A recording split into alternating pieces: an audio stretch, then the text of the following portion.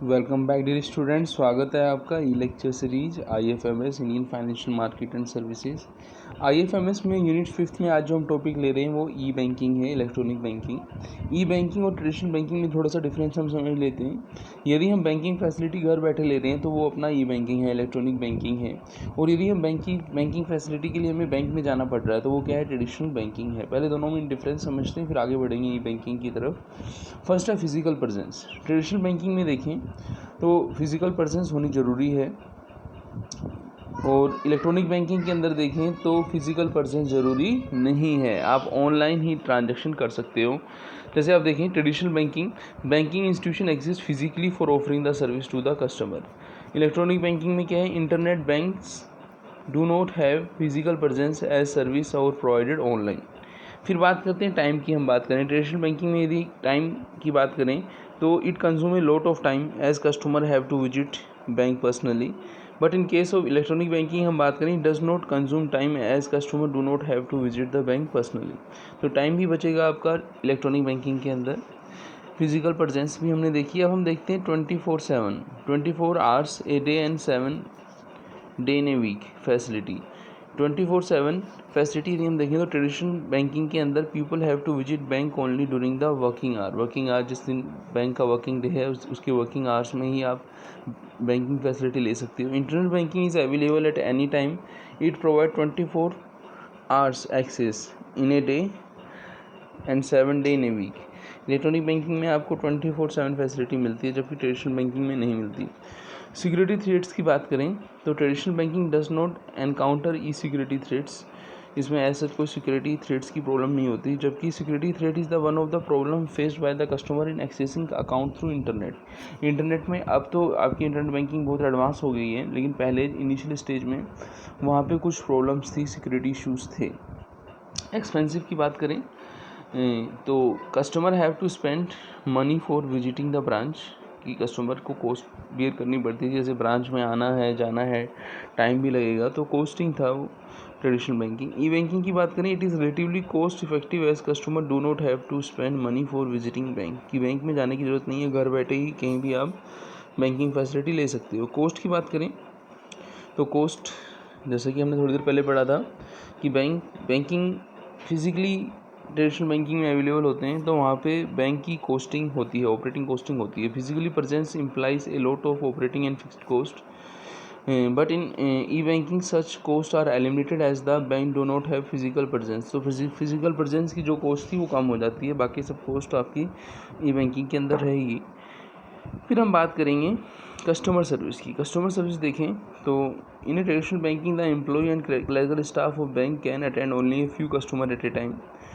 In online banking, customer do not have stand in a queue to carry out certain bank transaction। कि bank transaction करने के लिए आपको time consuming traditional banking में ज़्यादा था, और आपका जो कस्टमर सर्विस भी ज़्यादा नहीं मिल पाती थी, क्यू में काम होता था। जबकि आपका यहाँ पे ई बैंकिंग में वो काम आपका कोई क्यू का प्रॉब्लम ही नहीं है, आप ऑनलाइन बैंकिंग के कस्टमर्स डायरेक्ट एक्सेस कर सकता है। तो ये हमने ट्रेडिशनल बैंकिंग और ई बैंकिंग में डिफरेंस समझा। अब ई बैंकिंग को हम different type of online transaction की हेल्प से समझेंगे। जैसे मैं आपको बता देता हूँ, जो ई बैंकिंग की यदि हम हिस्ट्री की थोड़ी बात करें, ठीक है ना, तो मैं आपको थोड़ा बता देता हूँ। लेक्चर काफ़ी लेंथी हो जाएगा क्योंकि कंटेंट बहुत ज़्यादा है, ठीक है ना।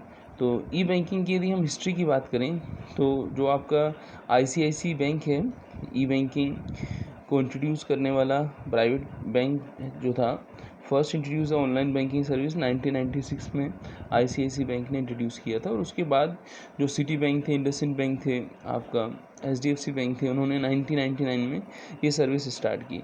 फिर गवर्नमेंट ऑफ इंडिया ने IT एक्ट इंट्रोड्यूस किया था 2000 में। उसके बाद से ही आप देखें तो आपकी डेबिट एंड क्रेडिट कार्ड का कल्चर शुरू हुआ था अर्ली 90s से। और उसके बाद देखें तो इलेक्ट्रॉनिक क्लियरिंग सर्विस 1990 से शुरू हुई थी, 1990 से। और इलेक्ट्रॉनिक फ़ंड ट्रांसफ़र EFT जिसको हम बोलते हैं 2000 से स्टार्ट हुआ था। Real time gross settlement introduce हुआ था मार्च 2004 में। और NEFT national electronic fund transfer introduce हुआ था 2005-06 फाइनेंशियल ईयर में इंट्रोड्यूस हुआ था। फिर आपका CTS जो था, चेक ट्रांजेक्शन सिस्टम जो था, 2008 में स्टार्ट हुआ था। तो ये जो फैसिलिटी हैं ई बैंकिंग के अंदर जैसे आपने देखा कि एटीएम की फैसिलिटी थी, एनईएफटी था, आपके ईसीएस था, सीटीएस था, आरटीजीएस था, ईएफटी था। ये सब चीज़ें जो हैं आपकी ई बैंकिंग के डिफरेंट प्रोडक्ट्स हैं जो कस्टमर को डिलीवर किए जाते हैं बैंक के द्वारा। अब हम ये बात करेंगे कि ये जो ई बैंकिंग के अंदर ये जो प्रोडक्ट हैं, ये जो ट्रांजेक्शन इनके बारे में कि नेफ्ट क्या है, NEFT national electronic fund transfer. देखें नेम से क्लियर है कि नेशनल वाइड पेमेंट सिस्टम है, ठीक है ना। इसके अंदर क्या होता है, एनईएफटी के अंदर जैसे लिमिट की बात करें तो अमाउंट कितना है, 50,000 ट्रांजेक्शन पर ट्रांजेक्शन है, ठीक है ना। यहाँ पे आपके बैंक क्या करता है, अमाउंट जो ट्रांसफ़र करता है वो 12 बैच आर्ली होते हैं। जैसे 12 आवर्स में आपके 8 AM to 7 AM 12 आवर्स के अंदर वो 12 सेटलमेंट करता है नेफ्ट के अंदर, बैच के अंदर होता है। फिर नेक्स्ट आता है रियल टाइम ग्रोस सेटलमेंट। जैसे यहाँ पे नेफ्ट में 50,000 था, ऐसे यहाँ पे रियल टाइम ग्रोस सेटलमेंट के अंदर क्या है आपका 2 लाख है। थोड़ा डिफरेंस मैं कर देता हूँ यहाँ पे आरटीजीएस के अंदर रियल टाइम और ग्रोस सेटलमेंट दोनों चीज़ों को क्लियर कर देता हूँ। जैसे आप देखें RTGS is defined as the continuous real time settlement of the fund transfer individually on an order by order basis without netting. Real time means the processing of instruction at the time they are received rather than some later time. Gross settlement means the settlement of fund transfers instruction occurs individually. तो ये जो चीज़ें होती हैं, जो आपका RTGS है, amount 2 lakh है तो आपका सेटलमेंट आप मिनिमम 2 लाख का कर सकते हो आरटीजीएस के अंदर। अच्छी फैसिलिटी मानी जाती है, कम टाइम में आप ट्रांसफ़र कर सकते हो उसके अंदर रियल टाइम ग्रोस सेटलमेंट के अंदर। फिर आता है अपना ईसीएस, जैसे आपको पता है ना। एक चीज़ मैंने आपको पहले ही बताई थी, ये जो आपका रियल टाइम ग्रोस सेटलमेंट था इसके इंट्रोड्यूस का ईयर मैंने आपको अभी बताया था। जो आपका रियल टाइम ग्रोस सेटलमेंट है उसका इंट्रोड्यूस कब हुआ था, वो हुआ था 2004 में। और जो आपका एनईएफटी है उसका हुआ था 2005-6 में हुआ था। और इसके अलावा जो आपका अब हम पढ़ेंगे जो कौन सा है ईसीएस है ना, वो 1990 में हुआ था, 1990 में हुआ था। और आपका जो ईसीएस जो था ये था क्या, पहले हम इसे समझ लेते हैं। ECS electronic clearing system is an alternative method for effective payment transaction in respect of utility bill payment such as telephone bill, electricity bill, insurance, card payment, loan payment etcetera. तो ये जो इस तरीके की पेमेंट आप कर सकते हो आप इलेक्ट्रॉनिक क्लियरिंग सिस्टम से कर सकते हो। ये सर्विस सभी बैंक प्रोवाइड कराते हैं, चाहे गवर्नमेंट हो चाहे प्राइवेट हो, सभी बैंक ये प्रोवाइड कराते हैं। फिर आता है आईएमपीएस, जो आजकल सबसे पॉपुलर माना जाता है। जैसे कि आपने देखा होगा मोबाइल वॉलेट से हम तुरंत क्या करते हैं, फ़ंड को ट्रांसफ़र कर देते हैं, तुरंत फंड इमीडिएटली फंड क्या हो जाता है, ट्रांसफ़र हो जाता है, इमीडिएट पेमेंट हो जाता है। इसलिए हम इसको आईएमपीएस को इमीडिएट पेमेंट सर्विस भी बोलते हैं, आईएमपीएस है ना। अलग अलग बैंक इसको अदर नेम से भी बोलते हैं, ठीक है ना। लेकिन वो फर्स्ट टाइम जो वर्ड यूज़ हुआ था वो क्या हुआ था, आपका आईएमपीएस हुआ था। आईएमपीएस ऑफर है instant 24/7 interbank electronic fund transfer service through mobile phone. IMPS is a emphatic tool to transfer money instantly within a bank across India through mobile internet. आप सेम बैंक के अंदर transfer कर सकते हो। And ATM which is not only safe but also economically both financial non financial perspective. कि आप same bank, जैसे suppose मान लीजिए आपका अकाउंट PNB है तो PNB के कार्ड से आप PNB में इमीडिएट ट्रांसफ़र कर सकते हो, तो इमीडिएट पेमेंट सर्विस कहलाएगी। आप मोबाइल से भी कर सकते हो ट्रांसफ़र। कुछ ऑब्जेक्टिव रखे गए थे IMPS के, to enable bank customer to use mobile instruments as a channel for accessing their bank account, है ना। कि लोग अपने मोबाइल्स के थ्रू ही अटैच रहें। जैसे आपने देखा होगा मोबाइल पर हम बैलेंस चेक कर सकते हैं, फ़ंड ट्रांसफ़र कर सकते हैं, है ना, बेनिफिशियरी को ऐड कर सकते हैं। ये सब चीज़ें हम आगे पढ़ेंगे, आगे डिटेल में चीज़ें आएंगी। तो आप IMPS करना चाहते हो तो 2 तरीके से कर सकते हो, मोबाइल के थ्रू भी कर सकते हो, ATM मशीन के थ्रू भी कर सकते हो। मोबाइल के थ्रू करना है तो आपको क्या करना होगा, आपको सबसे पहले किसी भी ई बैंकिंग के अंदर, बैंक अकाउंट के अंदर आपको अपना अकाउंट ओपन करने के लिए जो कस्टमर आईडी होती है उसमें जो पासवर्ड होता है, पासवर्ड आप बना लेंगे। पासवर्ड कैसे बनाते हैं इसका हम एक बैंक अकाउंट का ऑनलाइन ट्रांजेक्शन करके समझाएंगे आपको। जब आपकी PPT वाला लेक्चर होगा तब आपको वहाँ पे समझाएंगे। अब हम यहाँ पे समझ लेते हैं, हमने सपोज मान लीजिए कस्टमर आईडी और पासवर्ड हमने बना रखा है, तो हम बेनिफिशियरी को ऐड करेंगे, ऐड बेनिफिशियरी करेंगे। बेनिफिशियरी सक्सेसफुली ऐड होने के बाद हमारे पास जब OTP आता है हम उसको कंफर्म कर देते हैं। बेनिफिशियरी को ऐड करते समय बेनिफिशियरी का नेम, अकाउंट नंबर, आपका IFC कोड, बैंक का इंडियन फाइनेंशियल सिस्टम कोड होता है, वो हम एंटर करेंगे, उससे बैंक सक्सेसफुली जो है ऐड हो जाता है। फिर ऐड होने के बाद हम उसको एक टाइम के बाद, हर बैंक का अलग है टाइम, कोई विदिन 1 आवर करता है, कोई 2 आवर करता है, तो उस टाइम के बाद जब बेनिफिशियरी ऐड हो जाता है तो फिर आप उसको क्या कर सकते हो, ट्रांसफ़र कर सकते हो। और ट्रांसफ़र के लिए आपको दो पासवर्ड रहते हैं, एक तो लॉगिन पासवर्ड होता है और एक ट्रांसफ़र जब आप करते हो उसके बाद एक सेकंड पासवर्ड लगता है, ठीक है ना। एक लॉगिन पासवर्ड, एक ट्रांसफ़र का पासवर्ड, वो दोनों अलग अलग होते हैं, सेम नहीं होते, तो उनको आप यूज़ करके ट्रांसफ़र कर सकते हो।